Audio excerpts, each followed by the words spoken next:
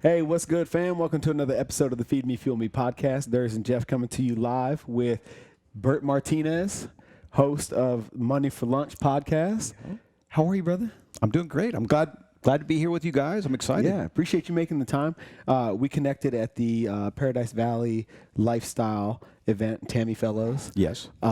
And, you know, as I described to Jeff and Max, as opposed to many other networking events that I've been to, and fundraisers for that matter, the energy in the room was unlike anything I've experienced in that forum, from the standpoint that everybody was leading with a give. Yes. Why should we know each other? How can I help you further whatever your cause is? And with, some of the high-powered individuals in that room, I've never experienced that before. Yeah, and I think that might have been because it was kind of a small, I mean, it filled the room, but it wasn't your typical networking situation where you might have 200 people in there. And when you have a huge amount of people, whatever it is, 100 plus people, you're not going to connect with everybody. So you always feel as though, I don't know did I get anything out of the event? I met 50 people, but I didn't connect with anybody. As opposed to in this event here, it was so small that really you had no choice but to connect. Sure. So, we had a chance to get to know each other. You actually made a meaningful connection. Absolutely. And so, yeah, I think that was great energy. I think she did a great job. Yeah. And in our follow-on connection, we had coffee last week, and, we were talking about your journey, podcasting, and, everything we had in common in that realm. And one of the things that kept coming up in our conversation was relationships. Yes. Right.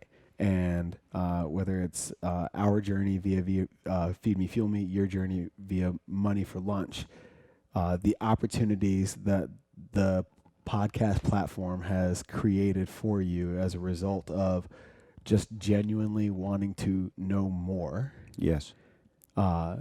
It's a common thread between us. So how does a kid, born in Cuba, raised in Houston, right, become this abundance mindset relationship creator? Yeah. I'll let you know as soon as I find. No, I'm just kidding. So, I think that I'm, again, tender mercies of the Lord, if you will. Just very blessed because I grew up in a very negative household. Really? Yeah, money was tight. My dad was... he was kind of a jerk, right? I mean, he never laid a hand on us, but he would verbally abuse you, right? And if he grounded you, you would be grounded. I mean, if he grounded you, hey, you're going to sit in that chair all day, you would sit in that chair all day. But he was just, it was just a negative environment. And I think, I've interacted with a lot of people who were raised with parents from the, great generation, people who, at the age of 18 or 19, they were affected by the Great Depression. Then they were affected by World War II. These guys lived through a lot. They respected hard work. They respected the dollar. And they were not about hugs and kisses. They're about get off your butt, get to work. What have you done lately? You don't have time to self-grandize or whatever, as opposed to today where you fart and you get a trophy, right? I mean, it's one of those things. So, but my dad was just, he could be funny, he could be generous, but he was kind of a jerk. And what's so funny, he was such a kind of a difficult personality to deal with that out of all his siblings, he was the only one removed and put in a military academy because his parents couldn't take him. He was just a dick from the very beginning. Wow. He was just that guy. And so, bless his heart. But he did teach me hard work. Got that, I think, from both parents. And that's one of the great things about being immigrants is that most people that come here from a different country understand what they're getting. They understand, hey, I can get anything I want as long as I'm willing to work for it. Right. And you know, I look at my kids, and most people that are born here don't get that. My kids are like, you know, they have a little bit of understanding of work because I made them pay for their own cell phone. Yeah. And they complain about that. We're the only kids that we know that have to pay for our own cell phone. So what? Go live with them, man. Right. I mean, you know, and so again, it was one of those, you know, we wanted our kids. We have 5 kids total, and so we have the babies are a set of twin girls. Okay. And we wanted them again to experience work because it's good for all of us. And so it just so happens that we have a friend of ours who opened up a pet grooming place, and she said, "Hey, the girls can come work for me." And it was like great because it's not an easy job. It does take, you know, it's physically demanding, right? I mean, they talk about, you know, how much, you know, how they're lifting these dogs, then they're having to deal with urine and feces and all this stuff. It's like, yes, that's the perfect job for a teenager. You know, it's like, man, because once any place else they go, they will say, this is still easier than having to pick up dog poop. This is still easier than having, you know, crap come out, you know, you're washing a dog and he defecates on you. And so, and it was also a great motivator because they wanted out of, you know, they want out of that as quickly as possible. And so one of my girls has gotten a job now at Forever 21. She's excited because it has nothing to do with animals. There's no heavy lifting. And then the other girl decided, you know what, I'm going to stay with the grooming situation because it gives them good money. They work 1 day a week, tons of flexibility. And for a teenager, that's what they want. But anyway, so I kind of digress. But, you know, born in Cuba, we came to the United States. And again, thank goodness for America, right? And again, it's politics, but they didn't like Castro because he's communist. And they started flying people out. Anybody who wanted to leave Cuba was welcome to fly out. And so we took advantage of that. Yeah.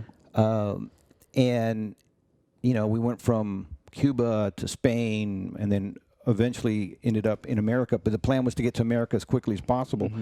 And, you know, what a great blessing to be here, right? Yeah. My grandmother, who came here when she was, I don't know, 65, 70, and my great aunt, who came here about the same age, never, you know, they didn't speak a word of English, had no skill that they could, you know, you're 70 years old, you know, your skills are limited. So America gave them an apartment and just got the basics taken care of. Yeah. And then the family pitched in and helped, you know, wherever they could and stuff like that. So, you know, it's just a huge, you know, soft spot in my heart for, you know, for immigrants, for America, and the fact that there is so much that you can do here. Yeah. Well, they talk about that in what's the book? The Millionaire Next Door. Yeah. Have you read it? I have. I read it a long time ago. But he calls it the immigrant mentality. Yes. When it comes to money and the respect for the dollar, you know, and how it's not about how much you make, but how much you keep. Yes. And a lot of what you were talking about is explained in immense detail in that book. Yeah, absolutely. I mean, look, it is about what we keep. We all have heard stories. I was just talking to a client about this yesterday. You know, these celebrities, these athletes who go from zero to millions and millions of dollars, and the minute they stop being an athlete or a celebrity or whatever, their money dries up. And some of these guys go, you know, if they end up with zero, that's good. But a lot of these guys end up with millions of dollars worth of debt. Right. And so it is about the money you keep. And man, it's just incredible. It's great to make millions or, whatever, hundreds of thousands. But, man, to be able to have money in the bank, you have peace of mind, you have control, you have so many more options than when you're at zero. Yeah. Sort of going back to your past, like, Okay. Growing up in Cuba, moving to a new country that you've never been, and doing what you're doing now, being an authority in the podcast and radio space. Was that something that you always dreamed that you would be doing as a kid, or is it something that you stumbled upon? Man, I definitely stumbled upon it. So growing up, I stuttered, and especially when it came to English. I didn't stutter that much in Spanish, but English being a second language, there was some stuttering there. It took me forever. When I say forever, I think I was like 17, 18, 19 before I could say aluminum. Wow. Oh, wow. I mean, it's just something I had to work on. Yeah. Because you're thinking in Spanish and trying to speak in English? Is that No, it was just a hard word for me. Okay. Yeah, it's just tongue twisted on it sometimes. Aluminum, and Right. it's just like, toddlers, when they first say spaghetti, they say, Sketty? Yeah. They don't. Yeah, I got a 3-year-old, so I know exactly what you're talking about. and they grow out of that. But anyway, it just took me forever to be able to say aluminum, and it was a very conscious effort. So, I think growing up, I remember I had my first quote dream was to play baseball. Okay. Because I had an affinity for baseball. I did really well. And it's one of those things where when you're the big fish in a little pond and you think, man, I'm crushing it. I'm awesome at baseball. It was, to this day I remember, literally, what do you call it? The bleachers full of, parents and everybody chanting my name as I would come up to bat. It was awesome. And then you get outside of that pond and you realize I have no skills. I will not be making it in baseball anytime soon. I don't know how I got here. It's purely by accident, and it's time for me to go. And so, so that was that first dream that was killed. But at least, it was good. It was something that that gave me confidence. And then a friend of mine turned me on to Education of a Bodybuilder. Which was Arnold Schwarzenegger's one of his first book. Oh, yeah. And turned me on to lifting weights, and I really enjoyed that. And so, again, one of my dreams then was to, get into bodybuilding, and I, was one of those individuals that worked really, really hard to gain any weight. I mean, I remember I started lifting weights, 134 pounds. 5 years later, just, eating hard and working out hard, I weighed 180 pounds. And it's just, it was just a big journey. I mean, 10 pounds a year isn't bad. It isn't bad. You got to appreciate that. Yeah. But of course, I'm 134 pounds at the age of, I want to say 15 or 16. Okay. 5 years later, you're still the smallest guy in the gym. Okay. It's just one of those guys. It's just one of those things where.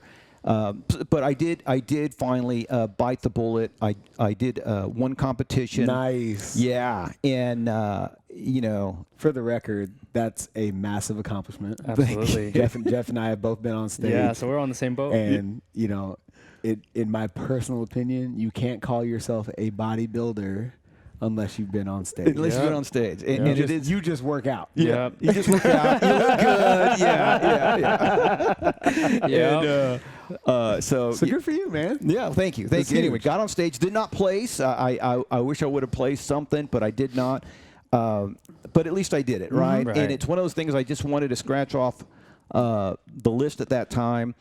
And it was unlike, let's say, Schwarzenegger, who had a vision from the very beginning. Hey, I'm going to be the greatest bodybuilder, and I'm going to the movies, and, and all that other stuff. I didn't have that kind of huge vision that he does, right?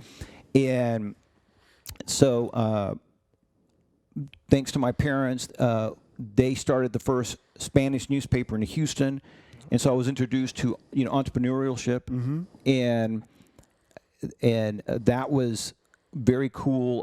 I was a salesperson for them, and so that opened my eyes into selling, and having absolutely no sales training whatsoever.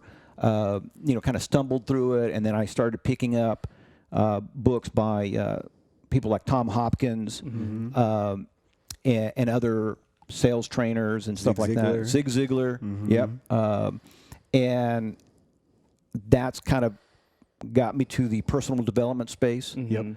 And that was a real, a life changer. It was really weird to come across people who thought in a positive way. Right. It's like, yeah, wow,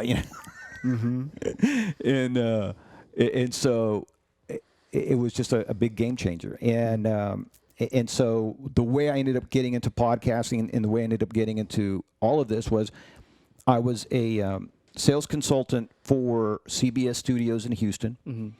And it just so happens that they had a live show going on with a gentleman named Dr. Joe Vitale, who is famous for the movie The Secret, and he's got like 60 books out on the law of attraction and all that other stuff. And so he's coming on the show, and there was nobody to host the show.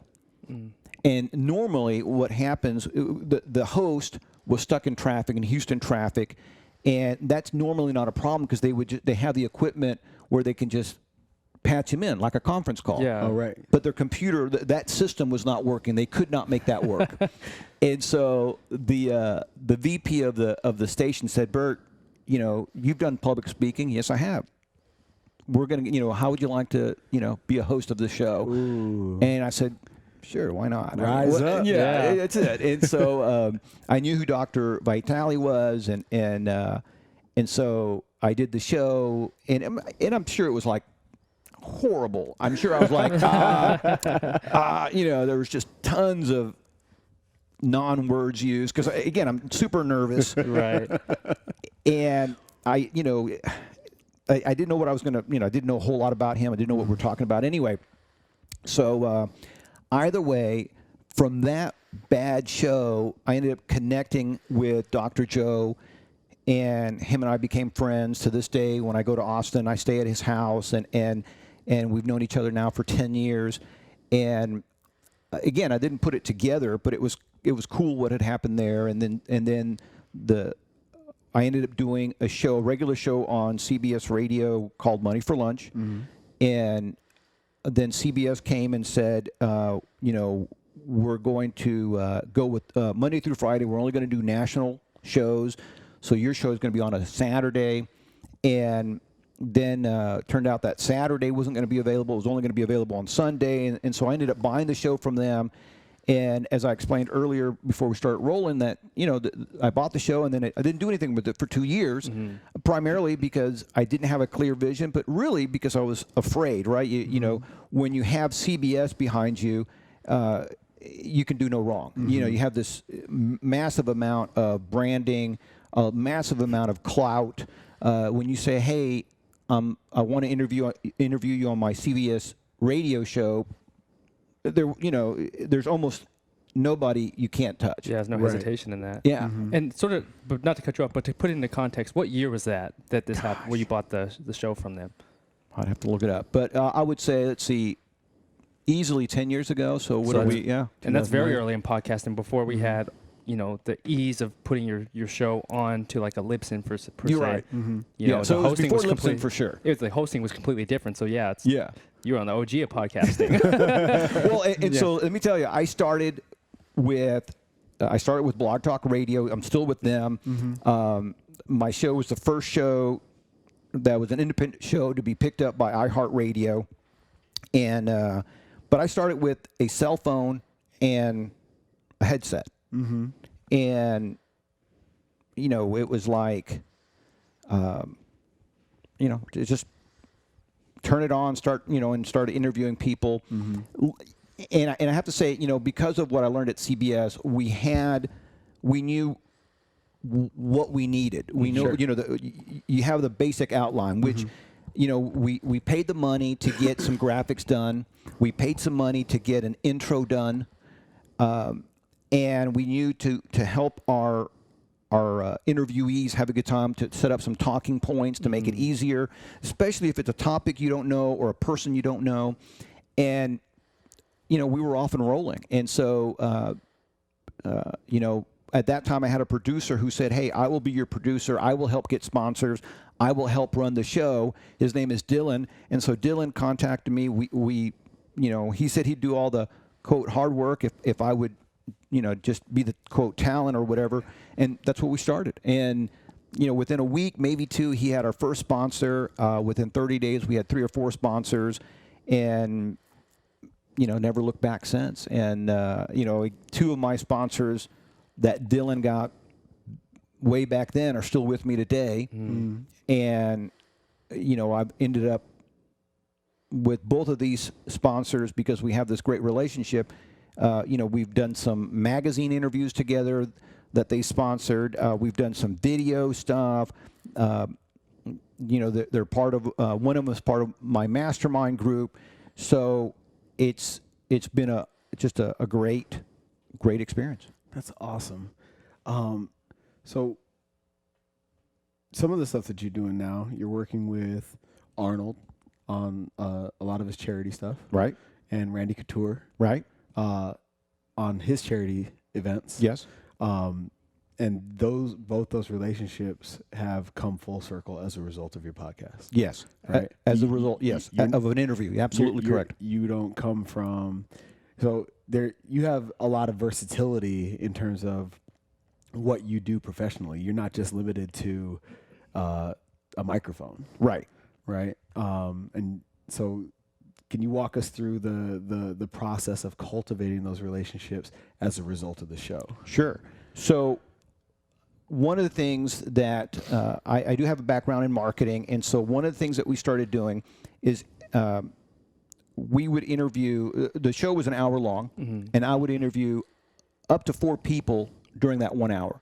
So it would be a 15-minute interview. Okay. 4 times, and then everybody that we interviewed, we would put them into our automated email sequence. And it would say something like, hey, thanks for being on the show. Go here and download your show here. By the way, if you want this bell and this whistle added, it's $47. If you think that you're good enough to be a regular contributor, or I think contributorship. I think that's what you coined it as when we had coffee. So it's a contributorship, and so we would say, hey, if you think you qualify, if you would like to be considered as a regular contributor on Money for Lunch, then go over here and fill out this application. And so people, 90% of the people would not do anything. A few would buy the $47 upsell, and then even fewer would fill out that application. But bottom line is, if somebody's willing to fill out an application, they're raising their hand saying, hey, I'm super interested. And I would say we would close 50% of the people who fill out an application. Wow, that's high. Yeah, because they have gone through. They have shown themselves that they're very interested, and they're humble enough to fill out an application, and they want to see if they qualify. Yeah. And so, that's to me is the best way, because you have somebody who says, not only do I want your stuff, but I'm willing to jump through hoops to get it. Right. So now this guy's or this girl is super qualified. This lead is super qualified. We'll spend some time with them on the phone, and then we make them the offer. Here's what it costs. Blah blah blah. And some will, some won't. So what? Next kind of a thing. And man, I've had people from Canada who were on my show.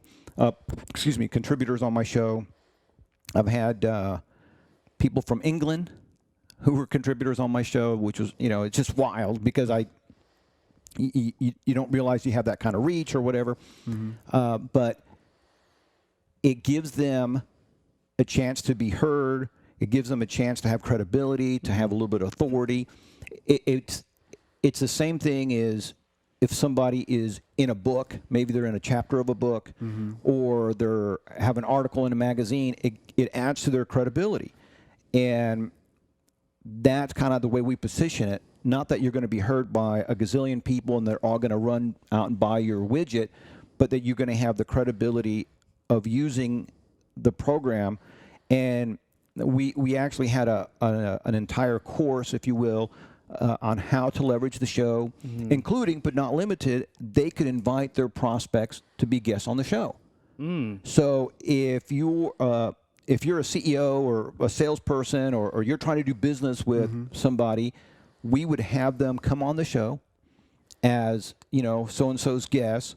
So it would be the client and the client's guest on the show with me, and we're primarily talking about the prospect's business and what they do and blah, blah, blah. And it would help ramp up that relationship. Okay. Because anybody can take their prospects out to, let's say, dinner, and then depending on your budget, you can take them to a nicer dinner, or maybe you take them to a game, and then sooner or later, but to say, hey, I want you to be part, I want you to come on my show, or I'm going to get you, on this program. It's a game changer. It's not, it's another dinner or something like that. It's, oh wow, it's very different. Right. People love talking about themselves, and we'd get them on the show, and again, they would have great closing ratios and build relationships, and it's a wonderful tool. Love it. Interesting. How'd you evolve as an interviewer? Because that process, when you started off, like you mentioned, the first one probably sounded terrible. Yeah. And then where you are to a point now, like people don't see that evolution. How did you work on yourself and build yourself to like a fantastic interviewer? Yeah. I don't know if I'm a fantastic interviewer, but I appreciate that. But what I did is I studied other people that I liked. Okay. Ellen DeGeneres, I like the way she does her interview style. I studied her. I did take a class or a course, if you will, on how to interview properly, or at how to interview better. Let's see, who else? Oprah Winfrey, I think she does a great job. Let's see. So anybody that I liked, some of the guys on 60 Minutes, and just really just making the show more about them than anything else. And it's really a lot of fun when you have somebody who is open or knows the game of the interview, right? I mean, I've had some people on the show who would answer with one or two words. Oh. Yeah. And it's like, listen, we're out of time. Because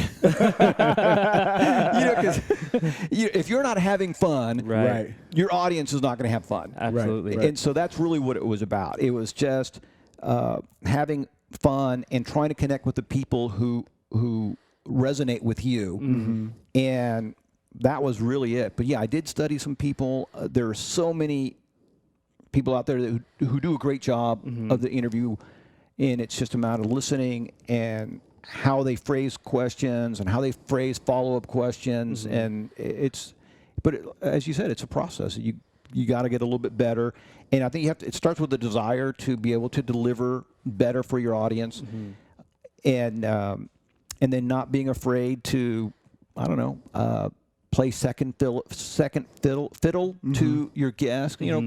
There's some people who, if their guest is talking about, let's say their book, and the host has also written a book, the host starts talking about their book. Right. And it's like, all right, now it's a competition. And so to me, that's obviously a bad interview, right? So the interesting thing about podcasting or interviewing, whatever, is that it's the old saying, if you want to be a great conversationalist, you listen more than you talk. And so that's what I try to do, is I try to, listen more than I talk, and when I'm doing the interview, and just make sure that the guest is having fun, I'm having fun with them, and everything seems to work out. Yeah. How's that process been for you? You're in the podcast space now where it's sort of open reign. You can run the show the way you want to run it. Right. And being under the umbrella of like a CBS, for instance, do you feel better under like doing it yourself instead of being under like somebody's watch, like a CBS, because they tell you what to do, I imagine. And then when you have your podcast, you can run it any way you want. Yes. How has that process been for you? So what CBS does, because they're so well branded, they're 100 years old. Yeah. Who doesn't know CBS? Right. And so the edge that CBS gives you is that even if they've never heard of Bert Martinez, they've heard of CBS, and so therefore you have instant credibility, right? Right. Yeah, instant authority. Yeah. So when you're doing it by yourself, and again, nobody's heard of Money for Lunch, nobody's heard of Bert Martinez, you get a little bit of pushback. I didn't find a lot. Yeah. Now, one of the reasons I didn't find a lot, because in the very beginning, of course, I would say former media personality, former CBS media personality would like to, interview here and there, and they would Google my name and they could see a little connection, and so that helped. Yeah. And I also did some work for Fox, and so there are clips out there of me on Fox News and stuff like that. So again, that helps. And then of course now the show is old enough that I feel that even though I'm not as big as CBS, I don't worry about it. Yeah. When my producer contacts somebody, they'll say, "Hey, we'd like to invite you on the show, Money for Lunch, blah blah blah," and if somebody has not heard of Money for Lunch, which I'm assuming is a lot of people, they can Google it and they can see, that it's got longevity, that it's got some big names associated with it, and that's usually pretty good. Yeah, because it must be feel nice not to have that constraint of somebody else like running your program. You can do it the way you like. Absolutely. And here's the thing: it's not even so much the constraint, is the fact that if you're working for CBS, not only, as you said, they tell you what to do, but they ultimately own that media. Oh, okay. Yeah, I didn't think about that. Yeah. So the IP, intellectual property. Yeah. Yeah. So what was it? Tony Robbins. He was on NBC. They did I forgot how many episodes of his show that for whatever reason didn't work. I think they only ran like 2 episodes and then they canceled it, so it didn't do very well. Yeah. But he had to buy it back from NBC. Oh my gosh. So he bought it back from NBC, and he eventually got it on Oprah Winfrey's network. Okay. But the thing that I learned is, man, if you can own your media, you're ahead of the game, because you could take your let's say a great interview and you turn it into a book, or a series of interviews and you could turn it into a book. Mm-hmm. If you don't own your media, now you have to get permission. And again, CBS would most likely give it to you, but they could always say, no, we don't want to. We like your idea. We're just going to take it. Yeah. So owning your media, I think, is where it's at. And now more and more, you're seeing musicians, again, if you're working for a big label, they don't own that music sometimes. The big label owns it because they're putting out the risk. They put that CD together. They're promoting it. They're getting you on all the talk shows, and so they might have $1 million invested in your success, and so therefore you don't own that media until you buy it back from them, or you're a big enough shot that you can write your own stuff. Mm-hmm. Man, it's such a, you got to know the game, Yes. Yeah. Speaking of Star Wars, I thought I'd turn my phone off. I apologize, but you guys can hit that off button. But so going back to the relationship game, when you connected, because I'm interested in your evolution into the charity space. Okay. Is that, from a professional standpoint, why the guys like Arnold and Randy Couture brought you on board, was for that specific purpose? Yes. So let's say, so Schwarzenegger has 2 charities. One of them is a children's charity called After School All Stars. You can go to afterschoolallstars.org for that. And so I'm trying to remember how I got connected specifically with his charity, but so I met with not just Schwarzenegger, but really he's got a team of people. So it's not just him. Yeah. He's got a team of people, and really what I did is I offered, hey, this is what I can do. This is what I can do, because it's really about value, right? So if the more value you bring to any relationship, if there's value there or mutual value, then you build that relationship. And when when you're dealing with somebody like a Schwarzenegger or a Couture or really any charity, charities hear that all the time, right? They hear somebody, hey, I'm going to bring you this, or I'm going to do that.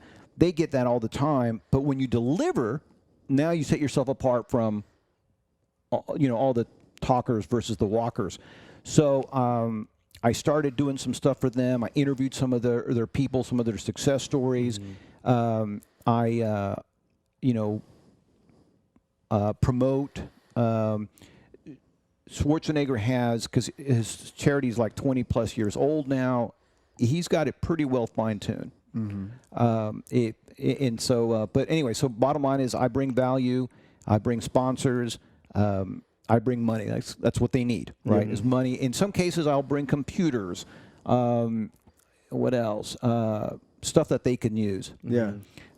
With Randy Couture, he does something that, not that kids are not important, but Randy does something that to me is also a soft spot in my heart, and that is he works with veterans, and some of our veterans are not treated very well by the government that sent them out there, right? I mean, so some of our veterans come back and they have mental scars as well as physical scars, and our government makes it sometimes very difficult for them to get their benefits. And so I work with a couple organizations to help veterans secure their benefits, and Randy helps these families who are struggling with cash. And so what Randy does is he works with a hospital. The hospital says, hey, these are the 5 or 10 or 20 families that are in need, and Randy will write each of those families a $10,000 check. Nice. So, there's no restriction. Here's 10 grand. And, maybe that's a new car. Maybe it's catching up on their mortgage. Maybe it's whatever they want to spend that money on. Hopefully they spend it wisely. Yeah. But, so that's what Randy's organization does. And that is, it's Extreme Couture GI Foundation.org, which is extreme with an X. So it's XCGI.org. I think that's what it is. But anyway, if you just type in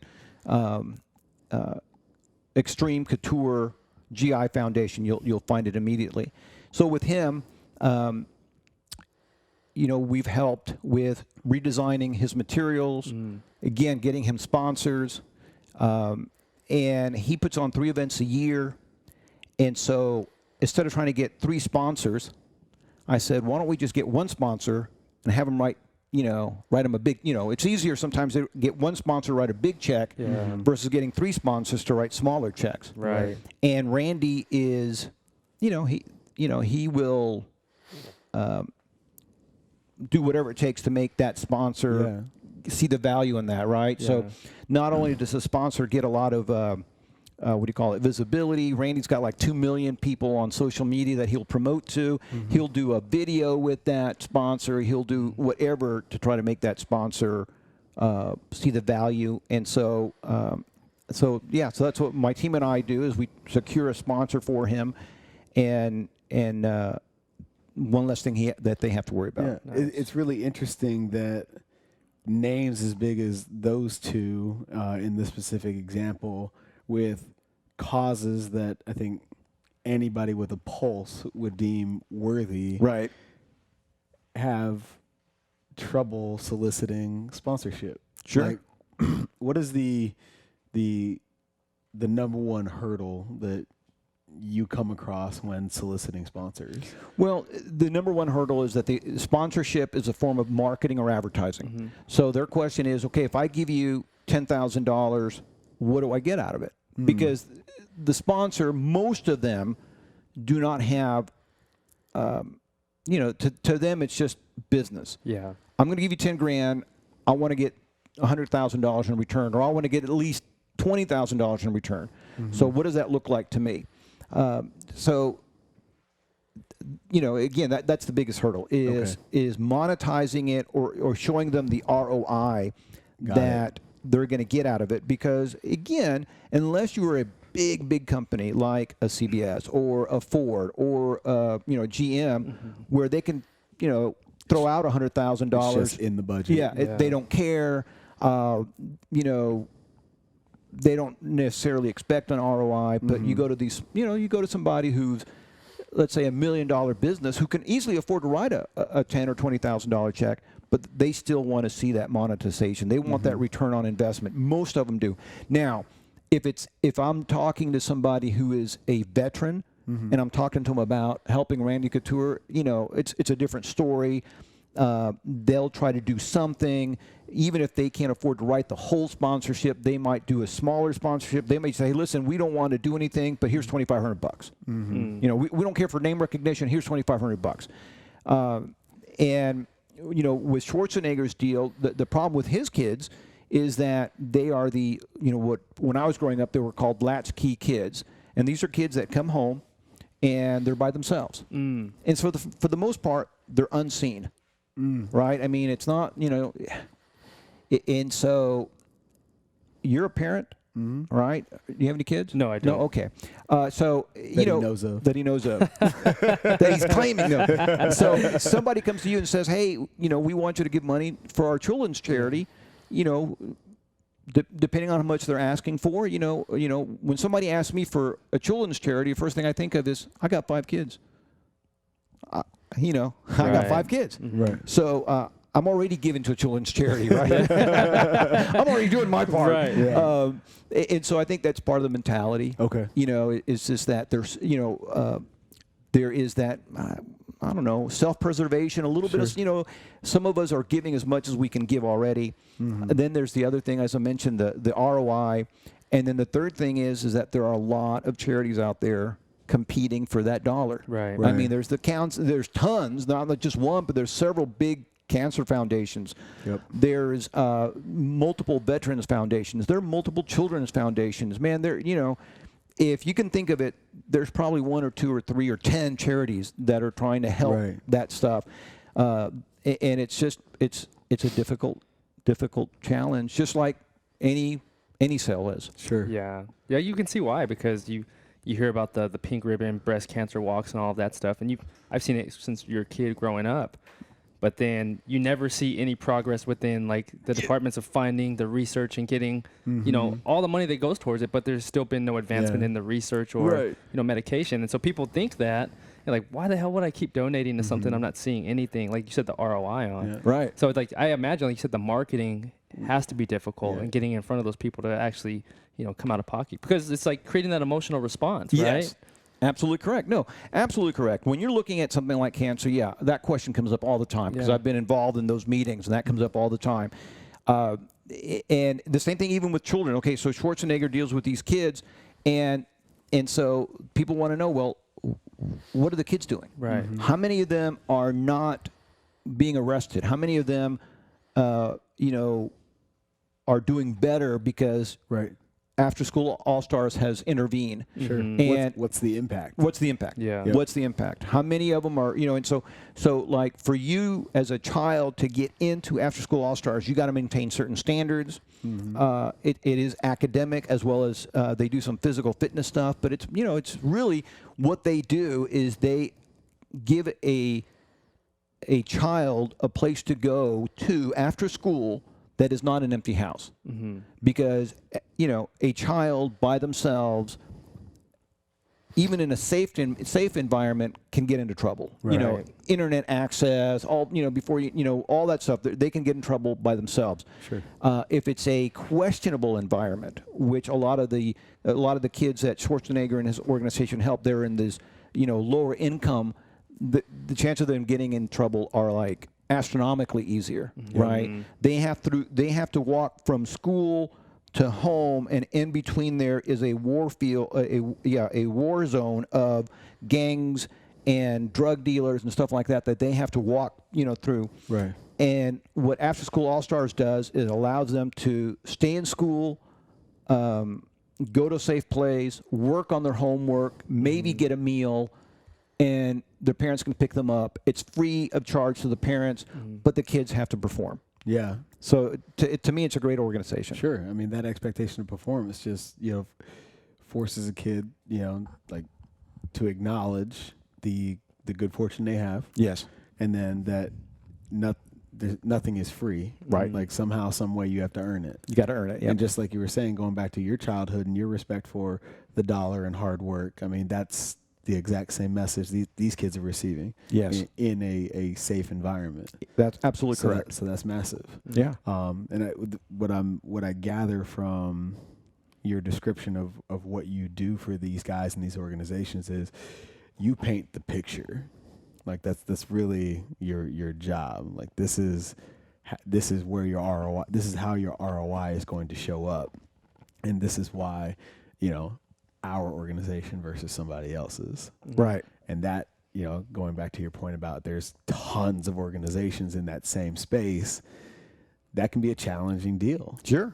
Yeah. Now, one of the things that I do, and this is a little bit of a cheat when you work with a celebrity organization, is I'll say, hey, well, if you sponsor at this level, I'll personally introduce you to Arnold, and usually at some of the events there might be multiple celebrities there, so I'll personally introduce you to Arnold, and I'll personally introduce you to all the other celebrities there. So interestingly enough, so the way I kind of became friends with Randy Couture, he is at one of the Schwarzenegger events, and so he's there, and you can grab a picture with him and say hello and get an autograph, do all that other stuff, and so when I would bring a sponsor in, I would introduce him to Arnold, and then I'd take him, introduce him to Randy. There may be 4 or 5 different celebrities at that event, and I'll personally introduce them to all those people. And for them, it's kind of a cool. It's really cool. Some people know Schwarzenegger as just the governor, right? Some of them know him from his movies, depending on how old they are, right? So it's kind of cool to introduce them to Schwarzenegger. If you're as old as I am, then you know Schwarzenegger from bodybuilding, movies, governor, all that other stuff. Yeah. And also the fact that he's an immigrant. He came here. Right. Barely any English, and ridiculous name, Schwarzenegger, and stuff like that. And he has this incredible ability to say, I'm going to do this huge, fantastical thing, and then he does it.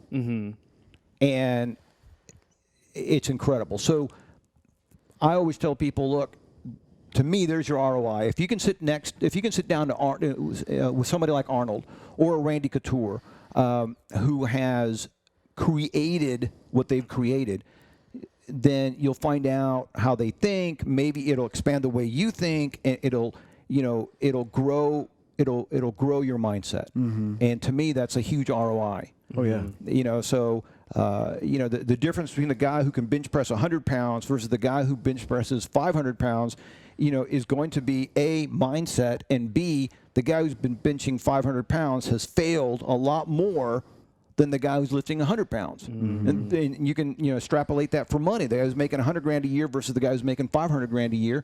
It's mindset, and it's the amount of rejection or failure that he's willing to take to get to that 500,000 or 5 million or whatever it is. Yeah. And I know you mentioned a little bit earlier, you're talking about your daughters, and you're putting them through like the hard work so they can, expose them to that type of mindset.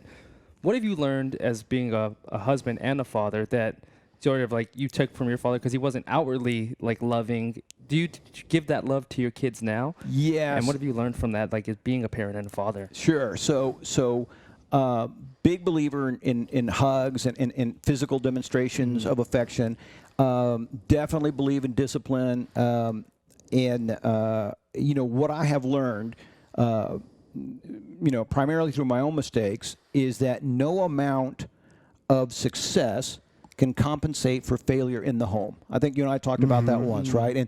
And that is, to me, the biggest thing, because what is the point of having children if you're not going to be there for them? When we started having kids, there were people in our neighborhood that had a nanny for every child. Oh wow! And it's like, and let me tell you, there is a point in your life where a nanny is very helpful. We got one. Okay. I feel you. Yeah, there you go. So we had a nanny as well. But to have a nanny for every child, it might be too much. But bottom line is, look, if you're not willing to spend time with your children, then what is the point of having children? Sure. And so that's why I say, no amount of success can compensate for that failure in the home. Because if your kids hate you, or they don't know you, or they're making their living, swing on a pole, and I'm not talking about fitness,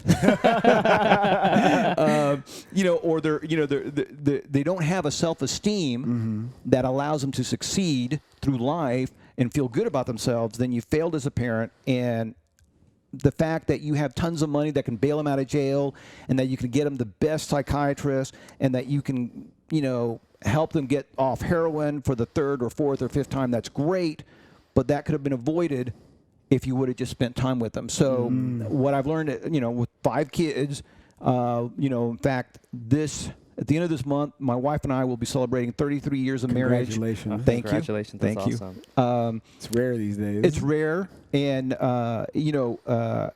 is that it just back to what you were saying. It's all about the relationship. There is no more important relationship than your family relationship, right? And so when I was young and dumb, I to this day I remember, hey, I couldn't wait to get married because that would be. I wouldn't have to worry about spending money on dating. And little did you know. Yeah. So my wife straightened me out on that really quick. Oh no, the dating doesn't stop. Yeah. And you know what? In the 33 years that we've been together, we've missed very few dates. But we have a date night. It's a very common theme amongst the conversations we have with people that we feel fit in that successful couple, relationship, marriage, whatever social construct you want to put on it, category, is they never stop dating. You gotta, never stop dating. And you gotta, we had dates with all our kids. Awesome.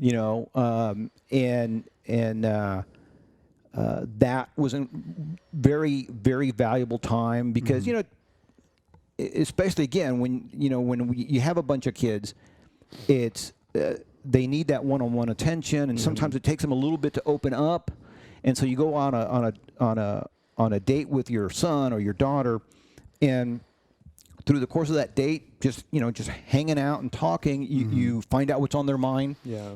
You find out about their goals and some of their fears and stuff like that, and so that became a very invaluable tool. And I think the number one thing that I did, and this worked really well for my family, is there was a gentleman I was listening to, and his name is Hiram Smith, and he at that time was the CEO of Franklin Covey Planners. Yes. Okay. Yes. And it was Franklin back then, but then The he ended up, Franklin Planner. Yeah. My parents had those the whole time we were growing up. Oh, yeah. So I'm listening to him give a talk, and this is on a cassette, and so he talked about getting all his kids up at 5:30 in the morning, so they could have breakfast as a family, and they could spend some time together as a family.